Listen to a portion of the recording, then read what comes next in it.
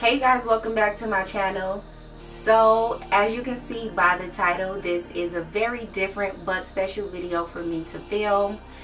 Yes, I am pregnant, and I kept this pregnancy a secret for a long time for a lot of reasons, and I just wanted to bring my experience to you guys on film, because when I was going through a lot of things, I turned to YouTube for a lot of things that were unknown. Like, first of all, why didn't anybody tell me pregnancy was this hard?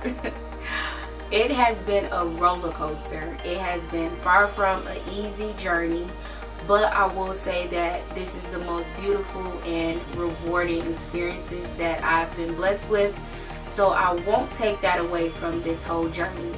So if you guys would want to know what things I have been through within my first trimester, weeks 4 through 13, testing that I done, ER scares, all of that good stuff, then make sure you stay tuned.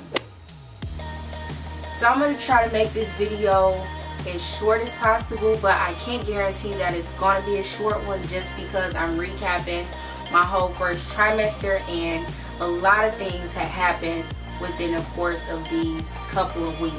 I want to start out by taking you guys through week 4, and I have all of my notes on my phone. I started keeping a little notepad of everything that I went through week by week.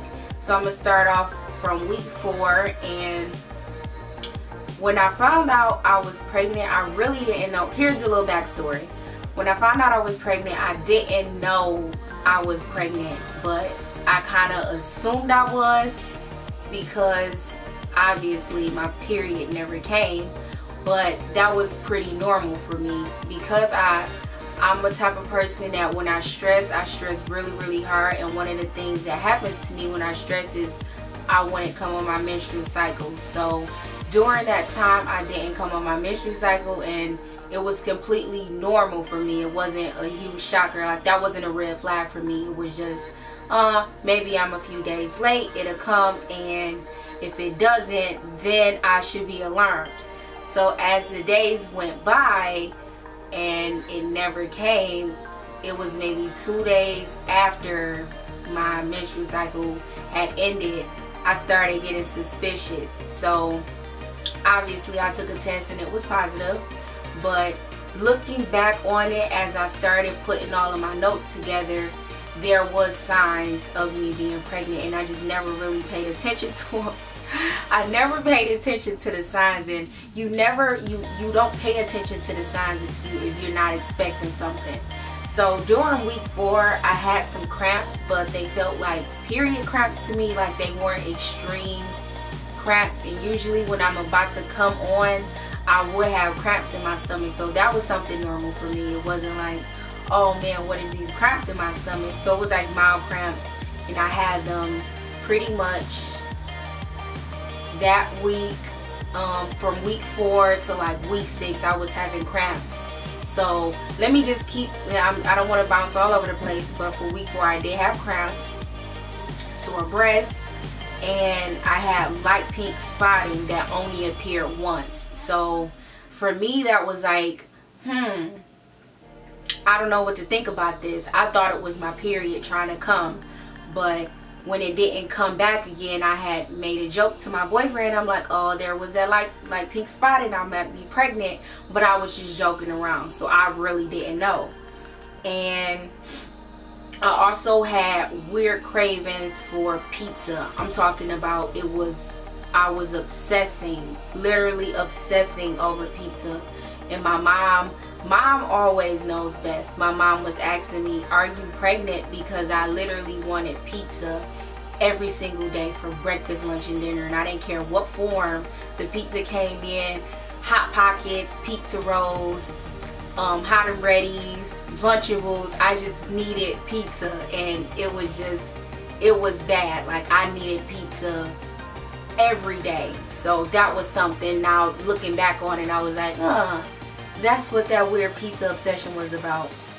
And also, I had a rise in my body temperature. Like, it'd be hot outside, but I would literally wake up, like, I have central air in my apartment, so everybody else in the house would be perfectly fine. And me, I would be sweating. Like, I would literally feel my head and my neck, and I would feel like I had a fever. And everybody else was fine. I wasn't coughing, so I knew I wasn't sick. It was just I had a fever. Like, I had I had a rise in my body temperature. And as I started Googling stuff, obviously when I knew I was pregnant, one of the signs and symptoms that they said was a rise in body temperature. So that was another thing from week 4. Week 5, I had a severe loss of appetite. And usually some of the things why I really didn't realize I was pregnant is because some of these things were normal for me. So a loss of appetite, even though it was severe, I just thought I was stressed out. So I didn't think anything of it. I was extremely emotional. I'm talking about, I cried about everything. I cried just about for anything. And I am a crier. I am a crybaby, but it was like to the extreme. So being emotional, it was like, what the world? And then I also have a rise, mild cramps again, and a rise in body temperature. So I still had that same rise in body temperature in week 5. Week 6, I still had the same symptoms, the mild cramping and rise in body temperature, and I had mild cramps still. So I was still having mild cramps, and I'm sure by this time I'd already knew I was pregnant. By then I took a test, so I knew I was pregnant. And the cramps were, they didn't feel, at this point they didn't feel like period cramps. They felt a little different, but I knew I was pregnant, so I knew it was just my uterus stretching. And I was extremely gassy. And if you're pregnant, you know you are gassy. And it wasn't the foods I was eating. My doctor told me it was completely normal. So it was just something, a pregnancy symptom that I had to deal with. Week 7. So here's when I get into details, and I just want to be completely transparent in this video. I want to share exactly what I went through with you all, and maybe it can help somebody else out, because when I was going through this, it definitely helped me to see that I was not alone. So the notes that I have for week 7 was, at week 7 and 5 days, I remember I was in the shower, and after I got out the shower, like I take really hot showers, I got out the shower, and as I was drying off, I felt a gush of something come out of me. And I'm not thinking it's gonna be blood. Like, I never experienced being pregnant before, so I wasn't I didn't know what to expect. So when I put my hand down there, it was blood.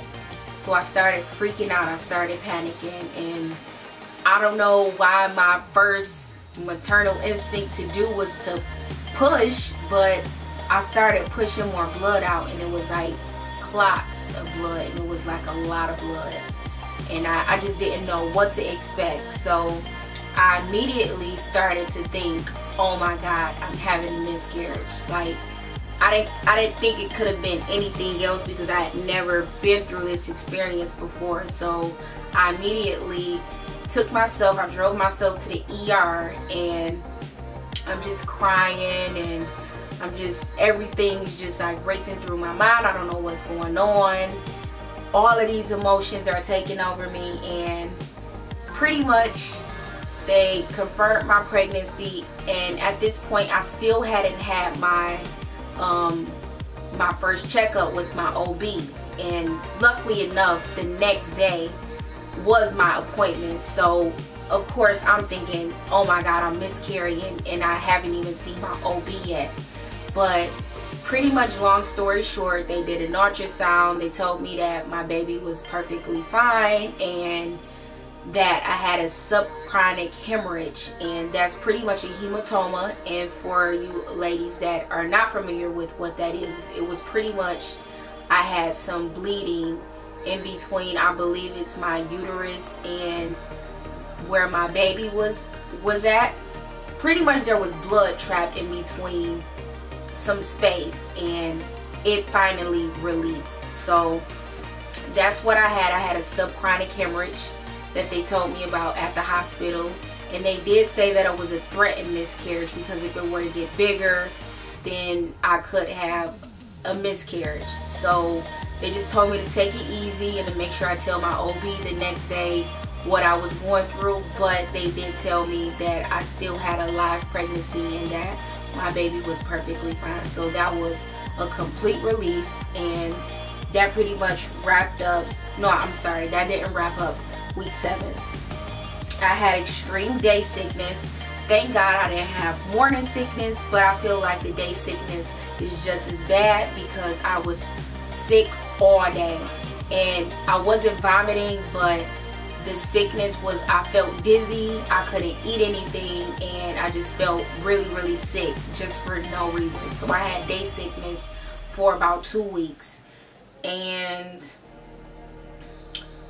I was dizzy. So I said I was dizzy and really tired, and I started getting the hiccups, and I've never had hiccups before. Like, I never would be a person like how people can just have the hiccups. I've never had hiccups before, so I started having the hiccups, and that through these weeks that I'm going to tell you guys, I still have hiccups. Like, that has been a pregnancy symptom that has stuck with me so far. I've been having hiccups. Week 8, daytime sickness persisted, and I did throw up one time, but it wasn't bad. I was really lethargic. I didn't have a lot of energy, and I started having lower back pains. My appetite slowly started to come back, and I still was having my hiccups. And I do have an ultrasound. I put in here on a little note that I had my first ultrasound, and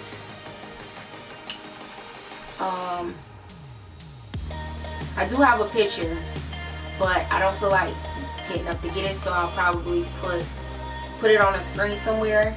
And at this point, the baby doesn't look like a baby.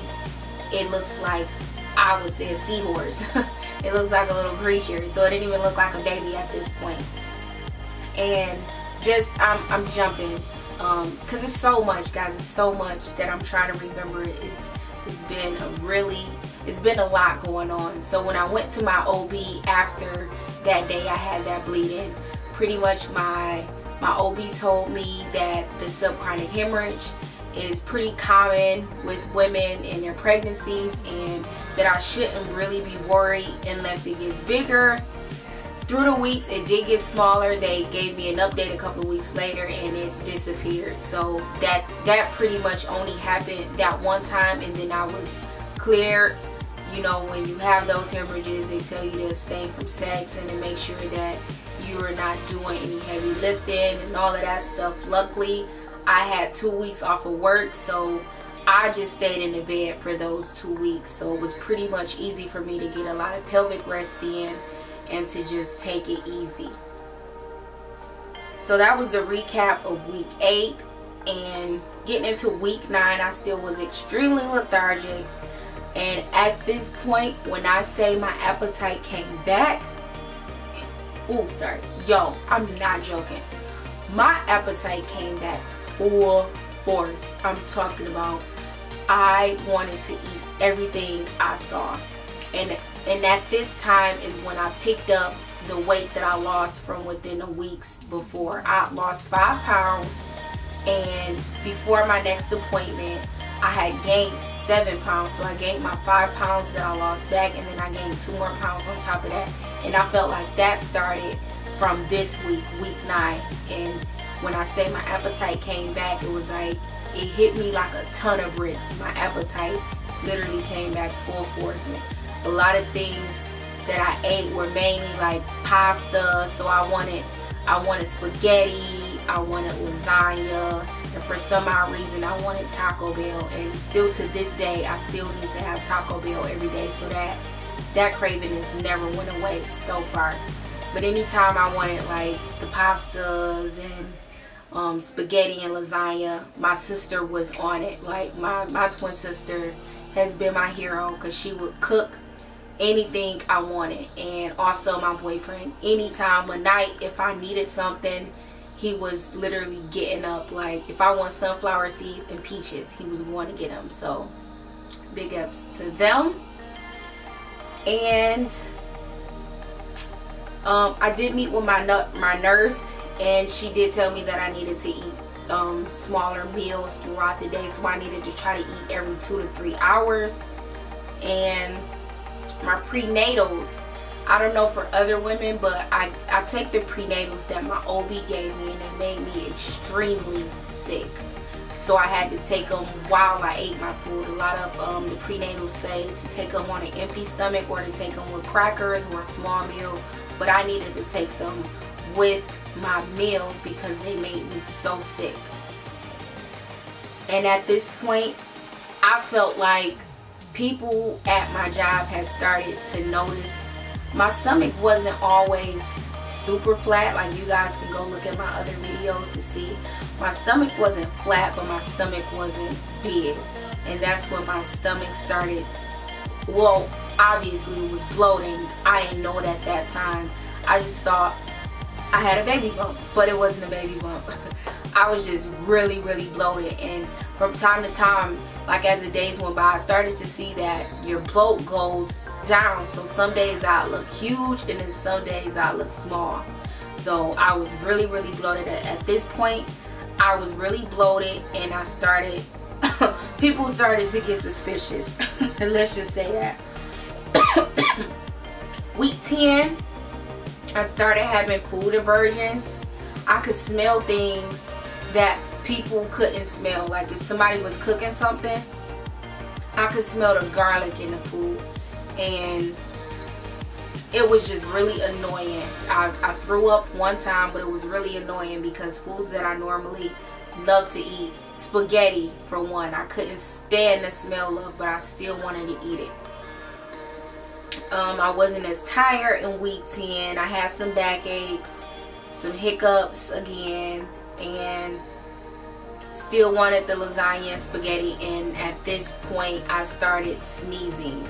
Another wonderful pregnancy symptom that I didn't know you could have is sneezing. I started sneezing. Still to this day, I still sneeze every day. I still have hiccups, and I sneeze every day. Week 11, I had my 4-week checkup, and baby's heart rate was completely fine. And at your checkups, you don't get to, they don't do the ultrasounds, they just do the baby Doppler. So that's, they did the baby Doppler and everything was fine. I started having severe backaches, abdominal pressure. I was still gassy, and I was still having the hiccups, and I was sneezing all the time.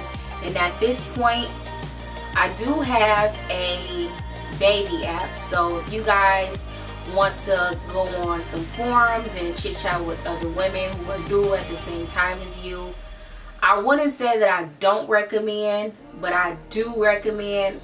I don't know, I'm like in the middle between these forums, because when you're pregnant, especially when you're a first-time mom, you try to look for answers all over the place. One thing I don't want you guys to do is, if you're a new mom like I am, don't Google stuff. Don't Google. Google tells you you're going to die. Not specifically in my case, but Google tells you you're gonna die. So you just believe whatever Google says. Don't Google stuff. Don't Google it. I learned that a lot of things you can't self-diagnose yourself, and the things that you're unsure about, you can maybe ask people who's been through the things that you've been through. I feel like I'm about to sneeze. Or just ask your nurse. A lot of OBs give you numbers where you can call a 24-hour nurse hotline or call during business hours. So that was something that I adapted to, was if I'm unsure about something, I'll just call the nurse at my doctor's and ask them questions rather than start Googling stuff, and then I'm starting to panic, because that's honestly what I started doing. I started Googling stuff, and I built up a lot of anxiety. And looking at those baby forums, a lot of women, and I'm being honest with you guys. Like I said, I want to be completely transparent. It seemed like a lot of women, every form that they posted, it seemed like women were talking about having miscarriages. So that really scared me. So it got to the point where at about week 11, I was so nervous. I was so nervous about having a miscarriage that I went out and I bought one of those little baby Dopplers. Well, I didn't go out and buy it because they're not in stores. I purchased one online and it came within like 2 days. And before I got the thing, I was saying, yeah, I'm just going to use it on my off weeks between appointments, and I'm just going to listen once a week. Well, when I got it, my anxiety was so bad, I started using it whenever I felt nervous. And of course, I let my doctor know just recently. I let her know about my anxiety, about the forums that I have been reading, and she said it's completely normal, and there's no research. You find a lot of things on the baby forums and on Google that says the baby Dopplers aren't healthy for the baby because it can heat up your tissue, and the radiation within those things can really bother the baby. There's no solid studies that have found that these baby Dopplers actually affect the baby. And something really positive, well, not even positive, but something that made a lot of sense to me within all of this using the baby Doppler was, what about cell phones?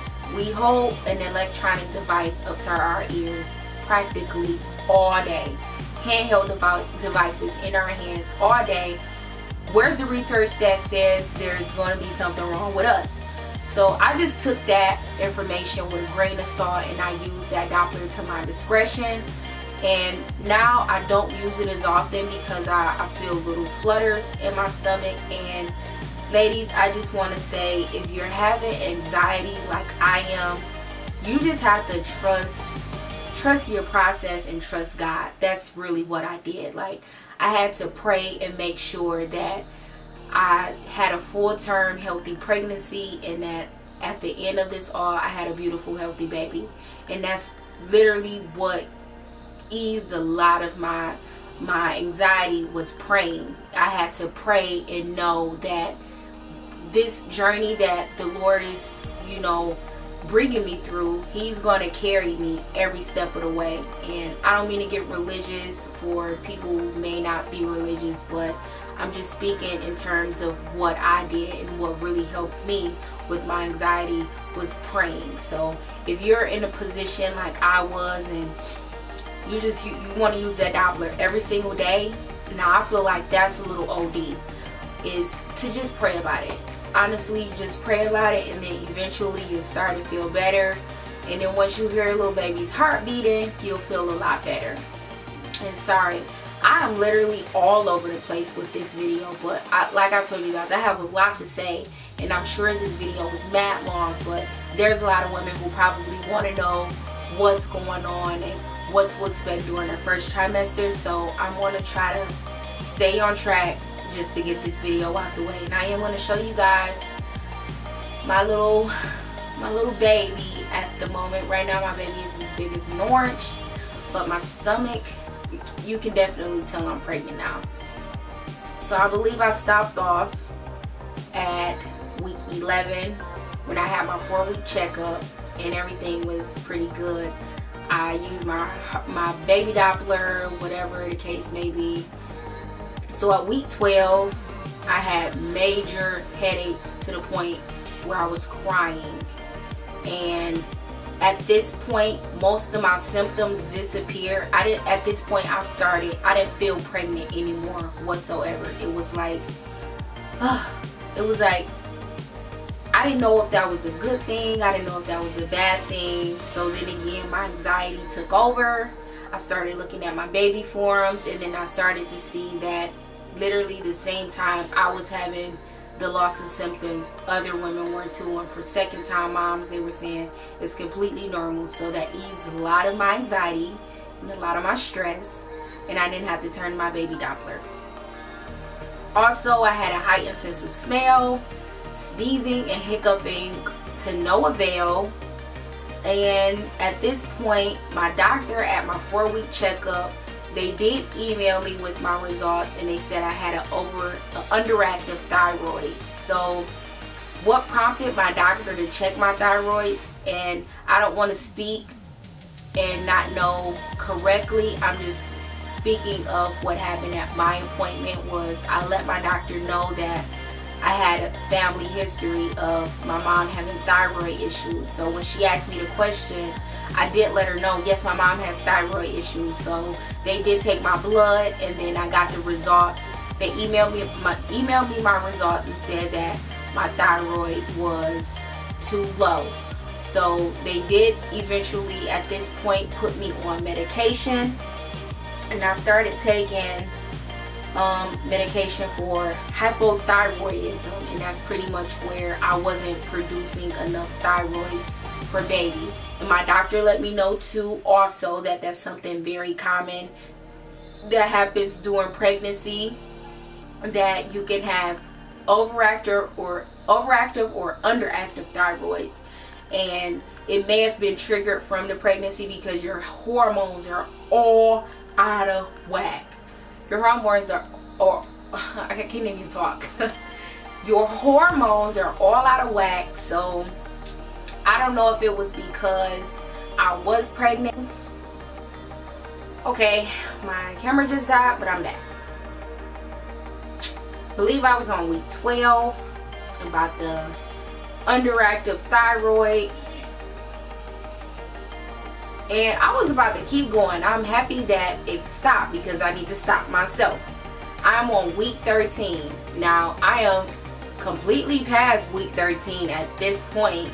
But if you guys want to see any 2-week or 3-week updates from me, I am all for doing those kind of videos. That's why I wanted to put this video out here, because I still have a lot more things I need to talk about. So if you want to see more videos like this one, the pregnancy updates, then make sure you give this video a thumbs up and you comment what other kind of videos you want to see. I'm probably going to film tonight a tips and trick video on how to find your baby's heartbeat with the baby Doppler, because I've seen a lot of people doing it and they're not hearing the right sound. There's a lot of sounds that you have to listen out for. But in no way, shape, or form am I a professional or a nurse or any kind of diagnoser of something. But because I told my doctor I had one of those, she also helped me with not being stressed out if I couldn't find my baby's heartbeat. And I am going on a tangent about stuff that has nothing to do with my first trimester. So I'm going to just get back to this last week. So for week 13, the hiccups and the sneezings continue. And I did not say OMG. In week 12, okay, in week 13, I did opt to have the NT scanning, the NIP testing, which is a non-invasive pregnancy testing. That's pretty much just test your blood because it has the baby bloods in it. Also to check for Down syndrome, trisomy, and mental retardation. So my insurance covered it, so I felt like, why not do it if it's free? Even if it wasn't free, that was another opportunity to see my baby, because you get the NT scan is to check for some fluid on the back of the baby's neck. So I did get some really cute pictures of my baby. At this point, my baby did look like a baby, and I'll make sure I insert those pictures. Well, I'll insert one picture. I do have, well, at the moment, my boyfriend, the dad, has the pictures, so I don't physically have them with me, but I will put one on the screen that I took a screenshot of before he took them. But I did opt at week 13 to have the NT, the NIP testing, so I got that done. And at the appointment, because I was so familiar with everything that was coming in my upcoming weeks because of my baby forum and the ladies talking about what to expect and all of that good stuff, I knew as she was doing the test that my results would come back normal, because I believe it's they want to have a measurement of 3 and under for the fluid on the back of the neck. I knew it was 3 and under, so my baby's measurements were measuring like 1 point something. So I knew that everything was fine, and the technician did tell me all of your measurements look perfectly fine, and she did tell me and my boyfriend what she thought the gender was. And she said she took an estimated guess. She had been doing that for 30 years, and out of 30 years she's never been wrong. And she did say that she think it was a girl. We have not got it confirmed. I do have my anatomy scan in 2 weeks, so of course I'll be coming back and sharing that with you all. But let's just see if she was right with her suspicions that she said she thinks it's a girl. So in week 13, baby's heartbeat was fine, and my tiredness started coming back, but I still didn't feel pregnant. Like they say, after the placenta has taken over in the 2nd trimester, that you start to feel more normal. And I did start to feel more normal, but I started to get a little more tired. But into week 14, and I'm not going to get into all of that stuff, but I did get my results back from the testing that I did, and they did tell me that the scan was, everything came back within normal range, so I have a really low probability of having a baby with any chromosome disorders or abnormalities, I should say. So that, I can't even say that was a huge sigh of relief, because I'm a pretty healthy 25-year-old. My boyfriend is pretty healthy, and we have no history of any chromosome abnormalities, so we kind of knew that we would have a perfectly healthy baby. And that's just something, again, too, that I prayed about. So there are some other updates that you guys probably would want to hear about, but that's getting into the weeks past week 13. So like I said, if you guys want to see any more updates from me, if you want to see 2 or 3 week updates, then just let me know in the comments or ask me any type of questions. I'm here to answer all questions, because when I was, going through what I was going through, I turned to YouTube. I sadly turned to Google, my baby forums, and they helped tremendously in just asking women that I knew either that A, was pregnant, or B, are already mothers, what to expect and the things I had been going through, and it just worked out really perfect for me. I am probably forgetting some stuff just because it seems like forever ago that I was writing these notes, because I was writing them as things were happening, and I'm sure there was a lot of other things that I probably forgot to mention, but I don't know. Just, this is basically the things. If you guys hear the loudness, it is 1:30 in the morning and my little brother is playing a game. Please excuse the loudness. This is just ratchet, okay? So just excuse that. But I do want to get up and show you guys my baby bump, because I know people want to see it. A lot of people say you show later on. A lot of people say you show later on and you don't feel baby's movements. But at like week 12, my doctor was asking me had I felt movements. I'm like, Doc, I'm not crazy, I felt the movement. She's like, oh no, sweetie, it's just gas. So that was like, a bummer. And your contact pops out mid-production.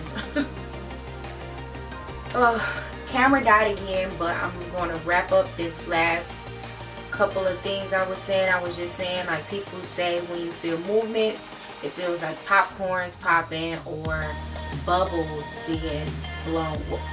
I don't know what popcorn being popped in my stomach feels like.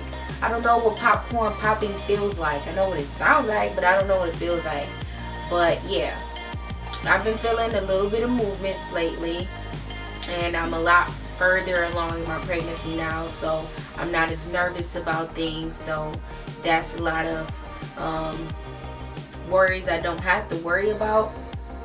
So I am going to show you guys my bump, and then I'm going to end this video, guys. Thank you so much for tuning in. As you guys can see, I'm so tired. It's 2 a.m. and I've been prolonging this video for the longest, so sorry, I'm tired now. And I just wanted to get this video out for you all, so I'm going to get up and show you guys my stomach. And yeah, that's going to end this video. I do want to say I want you guys to subscribe to my channel.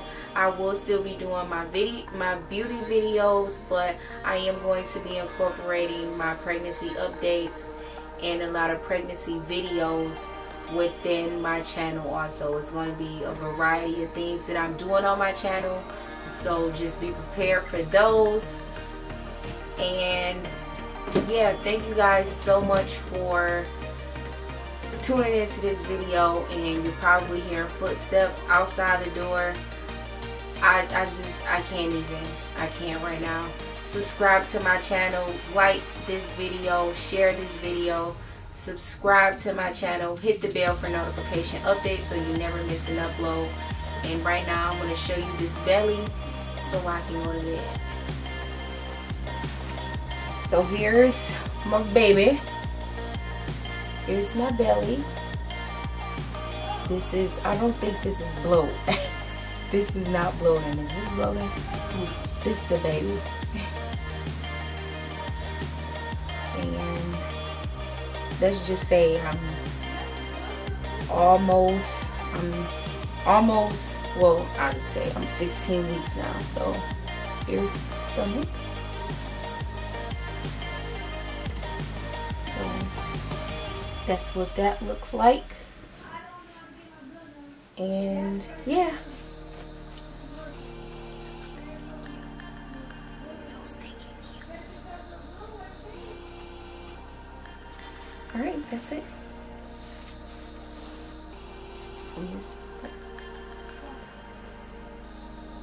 I just look like I had too many tacos. Tacos and Twix ice cream.